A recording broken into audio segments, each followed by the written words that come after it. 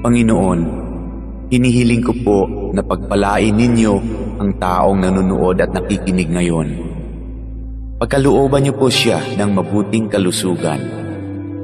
Bigyang tugon ang kanyang mga panalangin ayon sa inyong kalooban.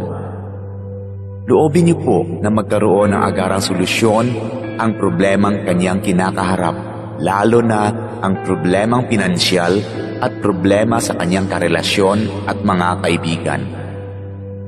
Ilayo niyo po siya sa tukso ng kasalanan at lahat na uri ng kapahamakan. Panatilihin niyo po sa kanyang puso ang pagkakaroon ng malasakit at pagmamahal sa kapwa, katulad ng kanyang pagmamahal sa inyo na aming iisang Diyos. Ito ay aking hinihiling sa pangalan ni Jesus. Amen.